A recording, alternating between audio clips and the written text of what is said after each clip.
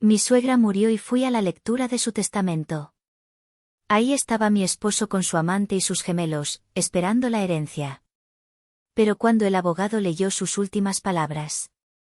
Todo es para, él hará.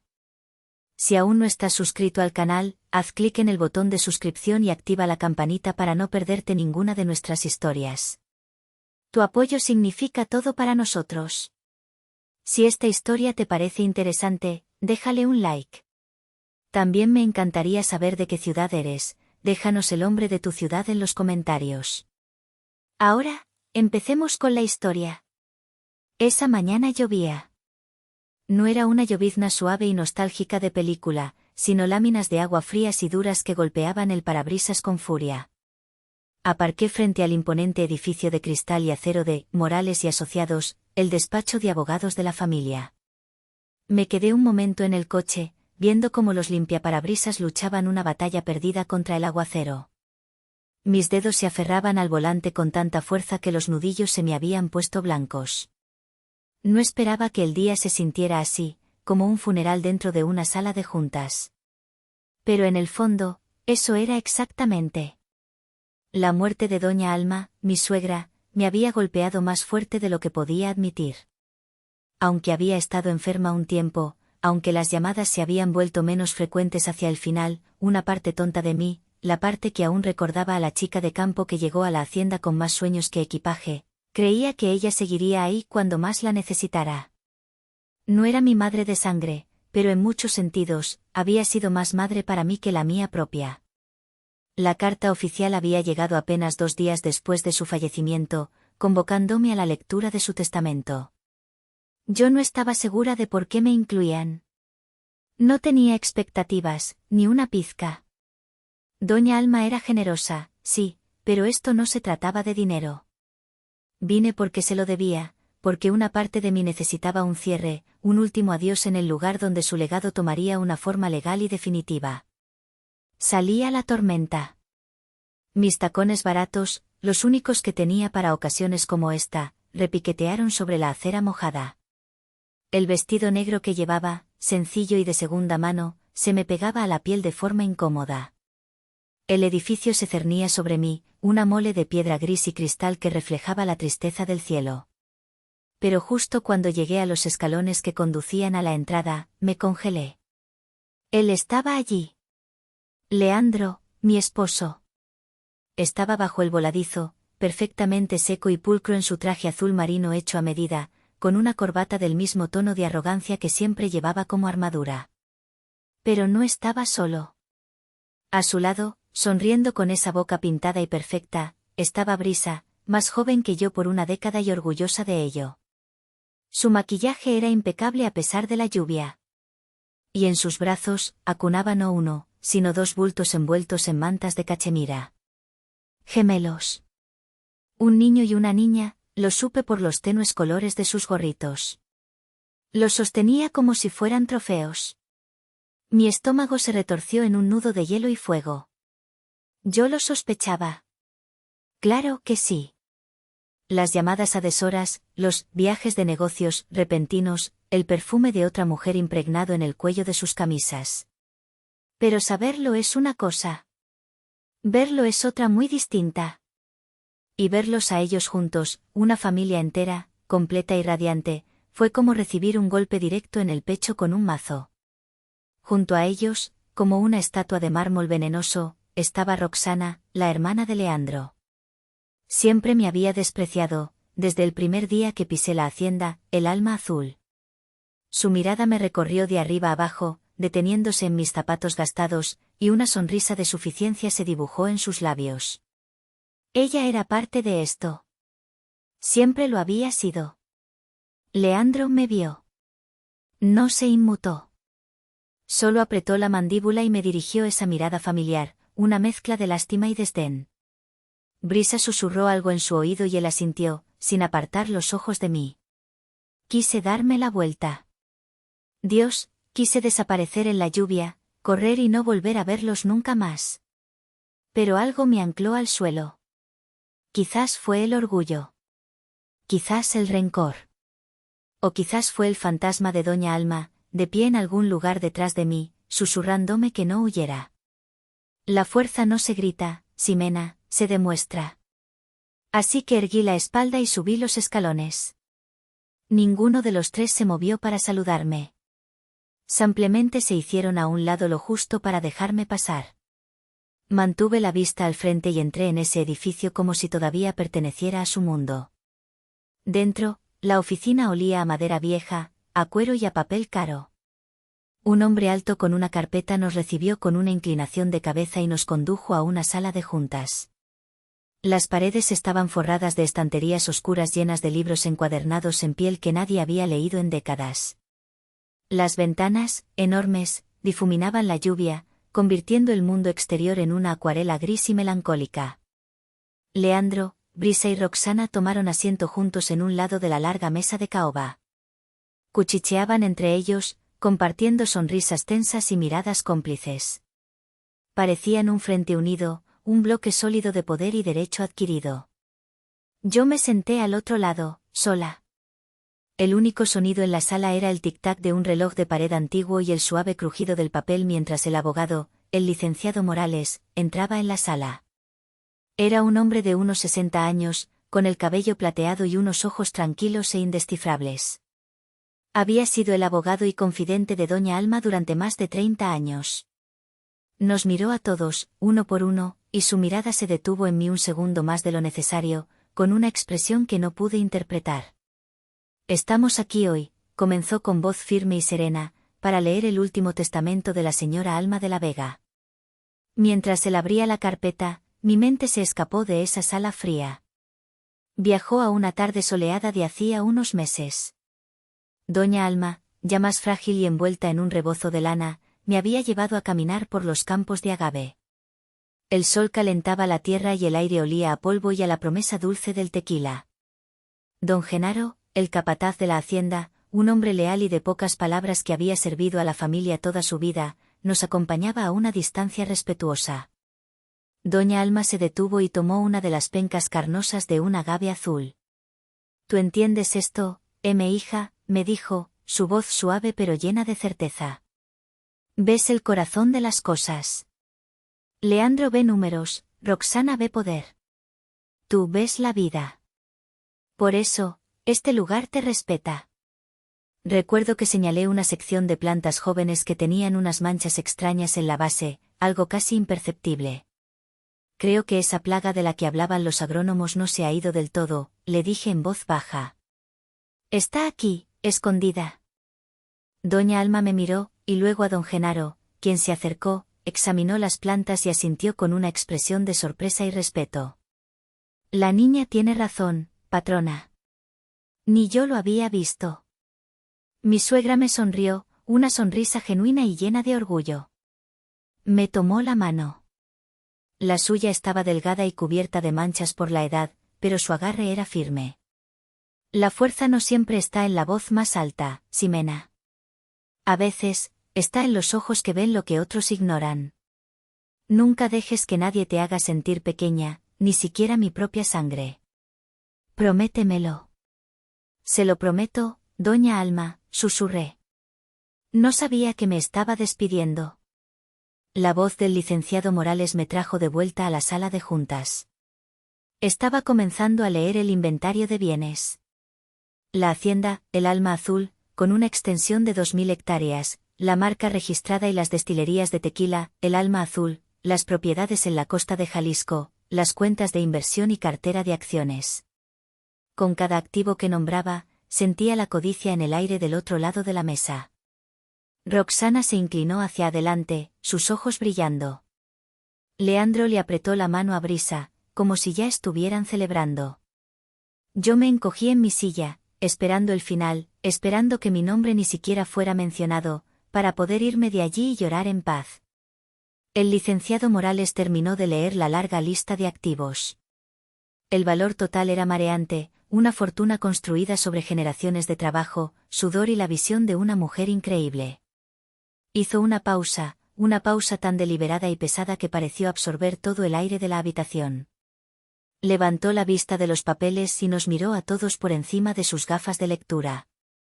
El tic-tac del reloj de pared sonaba como un martillo golpeando un yunque. Roxana tenía los labios ligeramente entreabiertos, una expresión de pura avidez en su rostro.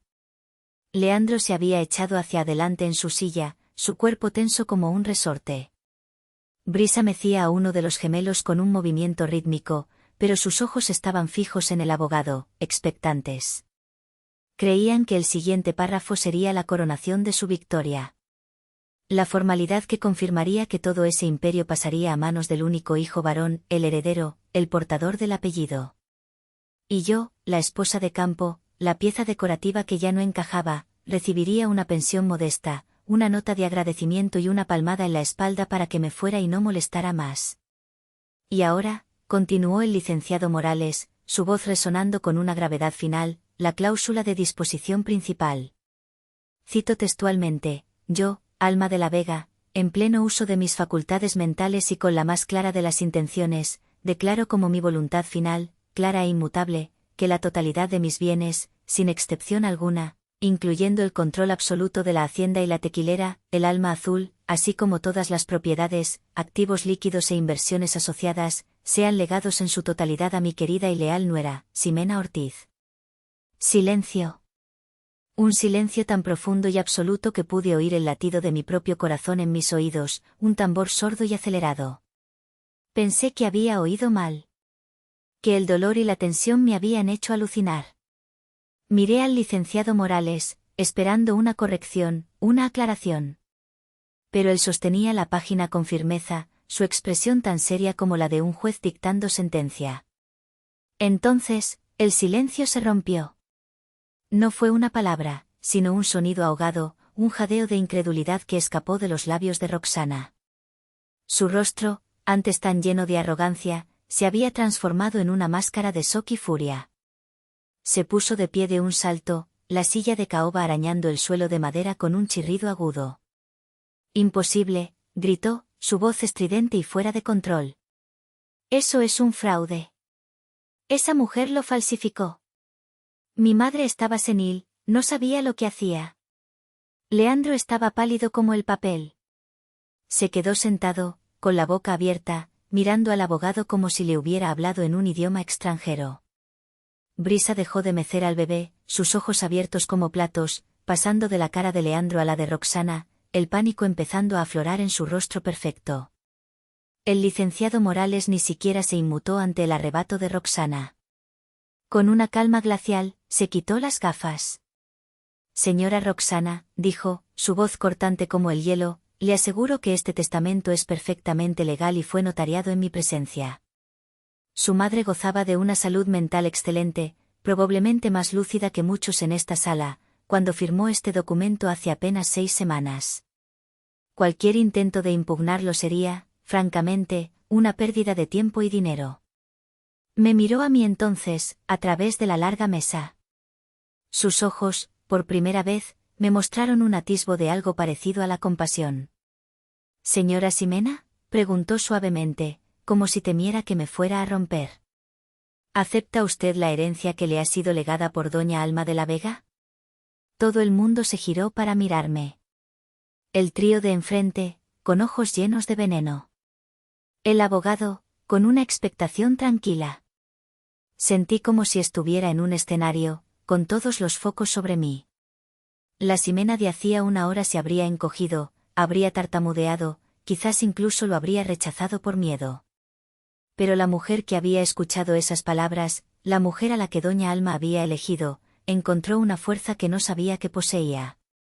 Levanté la barbilla, miré directamente a los ojos de Leandro y luego a los de Roxana, y dije una sola palabra, con una voz clara y firme que no reconoció como la mía. «Acepto». La palabra, acepto, colgó en el aire como una sentencia final. Por un momento, nadie se movió. Fue como si hubiera presionado un botón que congelaba el tiempo. Roxana me miraba con un odio puro y sin diluir, sus manos apretadas en puños a los costados. Leandro parecía un hombre que acababa de ver un fantasma, su rostro estaba vacío, desprovisto de toda la arrogancia que lo caracterizaba. «No puedes», siseó Roxana, dando un paso hacia la mesa. «No tienes derecho. Eres una arribista, una interesada que engañó a una anciana vulnerable. Lucharemos contra esto. Te destruiremos en los tribunales. Puede intentarlo, respondió el licenciado Morales con una tranquilidad exasperante, volviendo a ponerse las gafas. Pero antes de que tome decisiones precipitadas, hay algo más. Doña Alma dejó una carta. Me dio instrucciones específicas de que fuera leída en voz alta si surgía cualquier tipo de disputa sobre su voluntad. Abrió un sobresellado y sacó una única hoja de papel. La sala volvió a quedar en silencio, pero esta vez era un silencio cargado de una tensión diferente, una tensión temerosa. La voz del abogado se suavizó ligeramente al leer, como si él mismo sintiera el peso de cada palabra. Para mis hijos, y para quien necesite escucharlo, comenzó. Si están oyendo esto, es porque mi voluntad no ha sido aceptada con la gracia y el respeto que esperaba. Me entristece, pero no me sorprende. Leandro, continuó, y el nombre pareció golpear a mi marido físicamente, me has decepcionado de una manera que las palabras apenas pueden describir. No por tus errores, porque todos los cometemos, sino por tu falta de valor. Dejaste que la ambición hueca y la amargura de otros guiaran tus pasos. Traicionaste a la única mujer que te amó incondicionalmente, no por pasión, sino por conveniencia y cobardía. Un legado no es solo dinero o tierras, hijo. Es honor, es integridad. Y tú perdiste el tuyo en el momento en que le diste la espalda a tu esposa para construir una mentira. Leandro se hundió en su silla, evitando la mirada de todos. Roxana, prosiguió el abogado, y la voz de doña Alma a través de él se volvió más dura. Tu amargura ha sido un veneno lento en esta familia. Siempre anhelando lo que no tenías, sin valorar lo que sí. Tu envidia te cegó. En lugar de apoyar a tu hermano, lo empujaste hacia el abismo. En lugar de acoger a la mujer que trajo luz a esta casa, intentaste apagarla. Espero que algún día entiendas que el poder que tanto buscas no se obtiene destruyendo a los demás. Roxana se quedó sin palabras, su rostro pálido de ira. Y finalmente, a Ximena, la voz del abogado se llenó de una calidez inconfundible. A ti, mi querida hija. Te dejo todo no como una recompensa, sino como una herramienta. Te doy la libertad que te fue negada. Te doy los medios para que construyas una vida en tus propios términos. Eres más fuerte de lo que crees y más sabia de lo que el mundo te ha permitido demostrar. Confío en ti. Siempre lo hice. Cuida de mi legado, pero sobre todo, cuídate a ti misma. Con todo mi amor, Alma. Cuando el licenciado Morales terminó de leer, el silencio que llenó la sala fue definitivo. Era la voz de la matriarca hablando desde la tumba, y no había argumento posible contra ella. Roxana y Leandro estaban derrotados, expuestos y humillados. Mientras ellos permanecían en su rincón de shock, el abogado se acercó a mí. Discretamente, deslizó sobre la mesa un paquete pesado, envuelto en cuero oscuro y atado con una cinta. No era un sobre. Era un libro. Doña Alma me dio instrucciones muy precisas, me susurró, su voz apenas audible para los demás. Esto es para usted y solo para usted. Es su diario personal de los últimos años. Dijo que aquí encontraría no solo respuestas, sino un mapa. Agarré el diario. Su peso en mis manos se sentía real, sólido. Era el último regalo de Alma, un secreto entre ella y yo. Un legado mucho más personal que toda la fortuna que acababa de heredar. La sesión había terminado. El licenciado Morales se retiró discretamente, dejándonos solos en la sala con los restos de lo que una vez fue una familia. El primero en moverse fue Leandro. Intentó levantarse, quizás para venir hacia mí, para decir algo, pero Roxana lo detuvo con una mirada fulminante. No te atrevas, le espetó en un susurro vicioso. Su furia ya no estaba dirigida a mí, sino a su hermano. Todo esto es tu culpa. Por tu debilidad. Por no haberla controlado. Pero antes de que pudieran continuar su implosión familiar, la atención de todos se centró en Brisa. Se había puesto de pie, con una calma sorprendente, acunando a los dos bebés que habían permanecido dormidos durante todo el drama. Se acercó a Leandro, que la miraba con ojos suplicantes, como un niño perdido. ¿Y ahora qué, Leandro?, le preguntó, su voz desprovista de la dulzura que yo había imaginado. Era fría y calculadora. ¿Esperabas que criara a tus hijos con el dinero de ella? ¿Ese era tu gran plan? Brisa, por favor, podemos arreglarlo, balbuceó él. Ella soltó una risa corta y sin alegría. No hay nada que arreglar. Yo aposté por el heredero de El alma azul, no por un hombre desheredado y humillado que depende de la caridad de su exesposa. Se ajustó la manta de uno de los bebés. Me mentiste. Me dijiste que todo estaba asegurado, que tu madre te adoraba. Se giró para irse. Leandro intentó agarrarla del brazo, pero ella se zafó con un movimiento brusco. No me toques. Roxana salió de la habitación sin siquiera mirar a su hermano, murmurando maldiciones. El derrumbe era total. Leandro se quedó solo, de pie en medio de la sala, un hombre completamente roto. Cuando Brisa pasó a mi lado para salir, se detuvo por un instante. No me miró con odio, sino con una extraña y cínica solidaridad. Se inclinó ligeramente y me susurró, para que solo yo la oyera: cuídate. Esta familia devora a todos. Y con esas palabras enigmáticas, desapareció por la puerta, llevándose con ella el futuro que Leandro había intentado construir sobre mis espaldas. Ahora sí, estábamos solos. Leandro y yo. Se giró hacia mí, su rostro era un desastre de desesperación y vergüenza.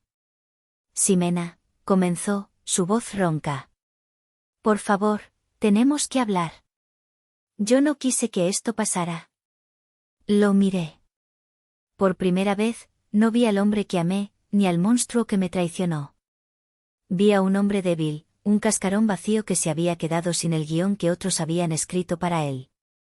Y no sentí nada. Ni lástima, ni odio. Solo un vacío inmenso. No, Leandro, dije, mi voz tranquila pero firme. Tú y yo no tenemos nada de qué hablar. Me levanté, sosteniendo el diario de Doña Alma contra mi pecho como si fuera un escudo. Él dio un paso hacia mí, con una mano extendida. Por favor, no me dejes así. Lo rodeé, dándole un amplio margen, y caminé hacia la puerta. No miré atrás. Lo dejé allí, de pie en medio de los muebles caros y el eco de sus fracasos, un rey destronado en un reino que ya no le pertenecía. Al salir de esa oficina, sentí como si estuviera saliendo de una tumba. El aire de la ciudad, todavía húmedo por la lluvia, nunca me había parecido tan fresco, tan lleno de la promesa de poder respirar de nuevo. Pasó una semana. Una semana extraña y solitaria en la inmensidad de la hacienda, El alma azul.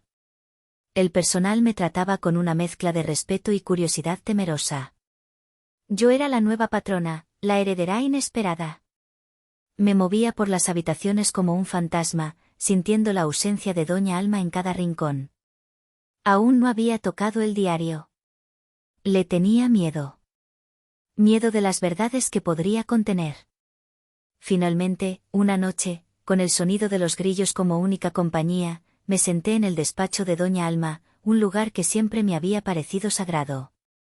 Con manos temblorosas, desaté la cinta de cuero y abrí el diario. La caligrafía de Alma era elegante y firme. Las páginas no eran solo un recuento de sus días, eran una revelación. Detallaba, con una claridad dolorosa, cómo había descubierto la infidelidad de Leandro. No fue por un detective privado, sino por su propia observación. Había notado los gastos inexplicables, las ausencias. Pero lo que más le dolió, escribió, fue ver cómo yo me apagaba día a día. Veo a Ximena moverse por la casa como una sombra, leí. La traje aquí porque vi en ella una luz, la misma chispa de vida que tenía esta tierra. Y mi propia sangre la está extinguiendo. Roxana la envenena con sus miradas y Leandro la ignora con su cobardía. El diario reveló la profundidad de la manipulación de Roxana, cómo había empujado a Leandro a la relación con Brisa, la hija de un socio comercial, viéndolo como una fusión de poder. Y detallaba los planes que tenían para usar mi esperada, modesta pensión, para comprar mi silencio y apartarme para siempre. Pero entre las páginas de dolor, había páginas de estrategia. Doña Alma había estado planeando esto durante meses. Estaba el nombre y el número de un asesor financiero de élite en la Ciudad de México, un hombre llamado Ricardo Armijo. Es el único en quien confío plenamente, escribió. Es brillante, pero sobre todo, es leal. Y había una advertencia: Roxana no se rendirá. Intentará quitarte el poder desde dentro. La lealtad del personal será tu primera y más importante batalla. Al día siguiente, entendí la profecía de esa advertencia. Convoqué una reunión con el personal clave de la hacienda, los jefes de la destilería, los agrónomos y, por supuesto, don Genaro. La tensión era palpable. Pude ver en sus rostros que ya habían recibido llamadas. Comencé a hablar, no como una jefa, sino como la mujer que ellos habían visto trabajar en los jardines y aprender en los campos. Les hablé de mi amor por esa tierra, del respeto que sentía por su trabajo. No prometí aumentos ni bonos. Prometí honrar la visión de Doña Alma, una visión de calidad, respeto y comunidad. Entonces, uno de los agrónomos, un hombre más joven y claramente influenciado por Roxana, habló. Con todo respeto, señora Ximena. Doña Roxana nos ha dicho que usted planea vender la hacienda a extranjeros, que no sabe nada del negocio. El desafío estaba sobre la mesa. El aire se volvió denso. Antes de que pudiera responder, una voz grave y respetada resonó en la sala. Este lugar no es solo un negocio, Javier, dijo don Genaro, poniéndose de pie. Todos se giraron para mirarlo. Es el legado de Doña Alma. Y yo la vi, con estos ojos, enseñarle a la niña Ximena lo que a muchos de ustedes les tomó años aprender. La vi reconocer una plaga que ustedes pasaron por alto. La vi escuchar cuando otros solo hablaban. Se giró hacia mí. Yo serví a Doña Alma toda mi vida. Y ella, en sus últimos días, puso su confianza en usted. Para mí, eso es suficiente. Mi lealtad está con la patrona que ella eligió. Su declaración fue como una piedra que cae en un lago en calma, sus ondas se extendieron por toda la sala. Uno a uno, los trabajadores veteranos, los que conocían el verdadero corazón de la hacienda, asintieron. La rebelión instigada por Roxana se había desvanecido. Había ganado mi primera batalla, no con dinero ni con amenazas, sino con la moneda más valiosa que Doña Alma me había enseñado a valorar, el respeto. Con la lealtad de mi gente asegurada, llamé a Ricardo Armijo, el asesor financiero del Diario de Alma. Era un hombre enérgico y directo. Escuchó mi historia sin interrumpir y, cuando terminé, solo dijo: Doña Alma era una mujer excepcional. Será un honor ayudar a su heredera. ¿Cuál es el plan? Quiero vender, le dije, mi voz firme.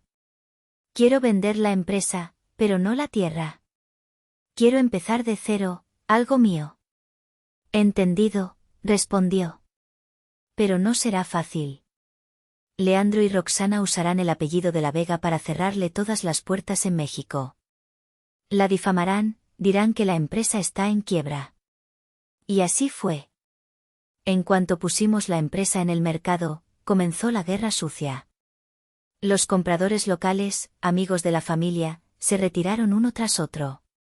Los distribuidores empezaron a poner problemas. Don Genaro me informó que Roxana estaba esparciendo el rumor de que yo había falsificado registros y que la calidad del tequila había caído en picado.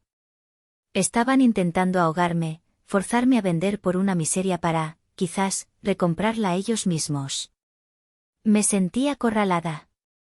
Una noche, releyendo el Diario de Alma, encontré una frase que ella había subrayado: cuando un toro embiste de frente, no te enfrentes a él. Usa su propia fuerza para desviarlo. Llamé a Ricardo a la mañana siguiente. Tengo una idea, le dije. Dejemos de buscar compradores locales. Dejemos de defendernos de los rumores. Usemos los rumores a nuestro favor. Ricardo se quedó en silencio por un momento. ¿Qué tienes en mente, Ximena? Roxana está vendiendo la historia de una empresa en problemas dirigida por una usurpadora incompetente, expliqué. Vamos a vender una historia diferente a la gente adecuada, la de una joya subestimada, un tequila de lujo con un legado increíble, cuya reputación está siendo atacada temporalmente por familiares resentidos. Es una oportunidad única para un inversor que tenga visión. A Ricardo le encantó la idea. Era audaz y elegante. Dejó de contactar a tequileras mexicanas y apuntó más alto. Encontró un consorcio de lujo europeo que llevaba tiempo queriendo entrar en el mercado del tequila artesanal de alta gama. Volé a la Ciudad de México para la reunión. Entré en esa sala de juntas, no con un traje caro, sino con un vestido sencillo pero elegante, y con la confianza que me daba saber que conocía mi producto mejor que nadie. No me presenté como una víctima. Me presenté como la heredera elegida, la guardiana de la calidad de El Alma Azul. Les hablé de la tierra, del proceso artesanal que Doña Alma había perfeccionado, de las notas de catá que solo alguien que ha vivido y respirado el tequila podría describir. Y cuando me preguntaron por los problemas de la empresa, sonreí. Los problemas a los que se refieren, dije con calma, son la mejor prueba del valor de mi empresa. Demuestran lo desesperados que están mis competidores locales por evitar que caiga en manos de alguien con la visión para llevarla al siguiente nivel. Les están haciendo el favor de mantener el precio artificialmente bajo. La pregunta es, ¿aprovecharán esta oportunidad? Los inversores quedaron impresionados. No solo por la calidad del producto, que verificaron con sus propios expertos, sino por mi estrategia.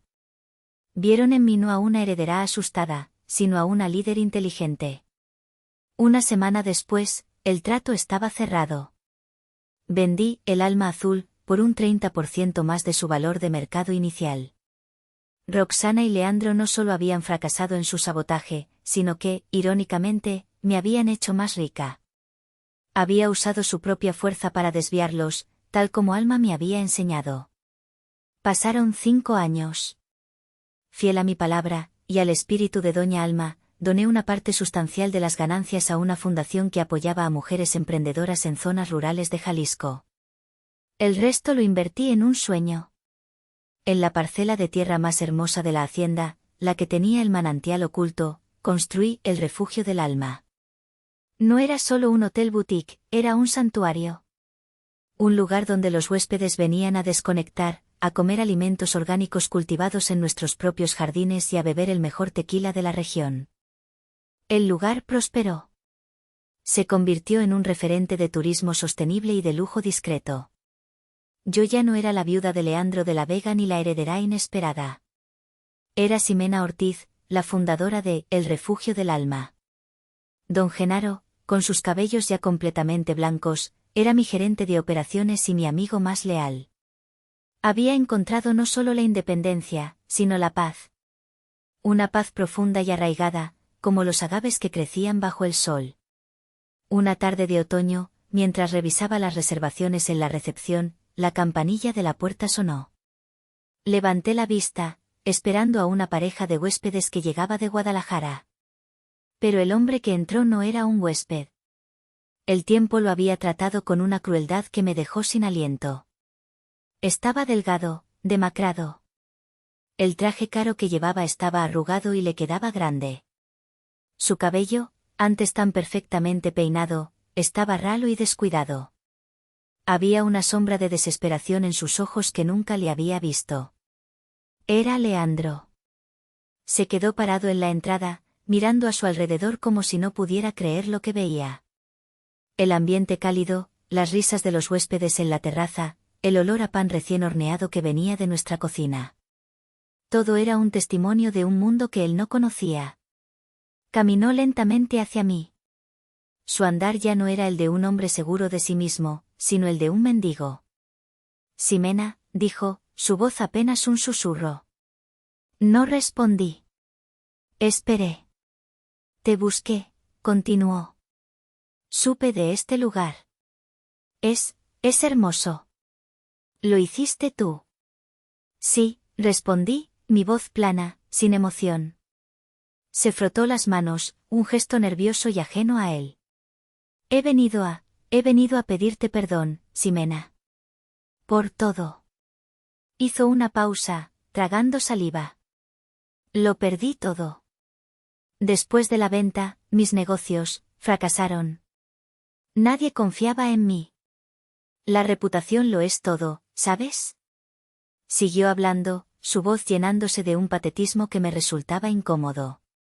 Me contó que Roxana y él se habían enzarzado en una amarga batalla legal por lo poco que les quedaba, culpándose mutuamente de la ruina. Ella, al final, le había robado y había desaparecido. Y Brisa, nunca más supe de ella. Se fue con los niños y nunca miró atrás. Se detuvo frente al mostrador, sus ojos fijos en los míos. Y entonces, me dio la pieza final de su confesión, la que completaba el rompecabezas de su caída. Mi verdadero error, Ximena, no fue solo la infidelidad. Fue que siempre fui un cobarde, admitió, y vi un brillo de lágrimas en sus ojos. Le tuve más miedo a mi hermana, a lo que dirían, que amor por ti. Ella me convenció de todo. Y cuando ya no le serví, me desechó como basura. Se inclinó ligeramente sobre el mostrador, su voz quebrada. No tengo a dónde ir. No tengo nada. Ximena, por favor, solo te pido un trabajo. Lo que sea. Barreré los suelos, lavaré los platos. Lo que sea. Lo escuché hasta el final, sin interrumpir. Dejé que su confesión llenara el espacio entre nosotros, un monólogo de autocompasión y ruina. Cuando terminó, se quedó mirándome, con una esperanza desesperada en los ojos, esperando una absolución, un gesto de la Ximena que él recordaba, la mujer que siempre perdonaba, que siempre entendía. Pero esa mujer había muerto hacía mucho tiempo, en una sala de juntas fría y lluviosa. Con una calma que me sorprendió incluso a mí misma, rodeé el mostrador y me paré frente a él. Ya no me sentía pequeña a su lado. No te odio, Leandro, le dije suavemente, y era verdad.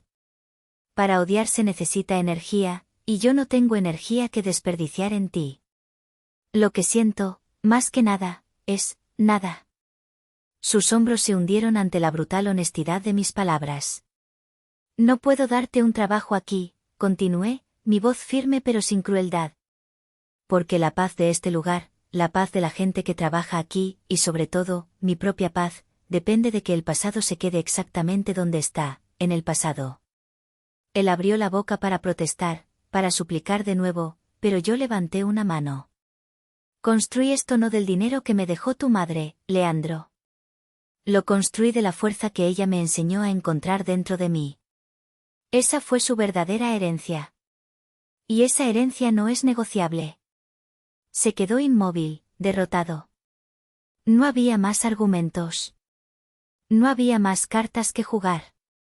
Me giré y le hice una seña a uno de mis empleados, un joven amable llamado Carlos. Carlos, por favor, acompaña al señor a la salida. Leandro no opuso resistencia. Se dio la vuelta y caminó hacia la puerta, su espalda encorvada por el peso de todos sus errores. No lo vi irse. No necesitaba hacerlo. Me di la vuelta y miré mi refugio. El sol de la tarde entraba por los ventanales, bañando todo en una luz dorada y cálida. Escuché las risas, el tintineo de las copas, el murmullo de las conversaciones felices.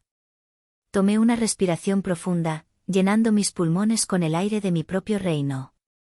Un reino construido no sobre la venganza, sino sobre la serena y poderosa certeza de saber quién era yo. Ya no era la esposa traicionada, ni la heredera afortunada. Era Ximena Ortiz. Y finalmente, estaba en casa.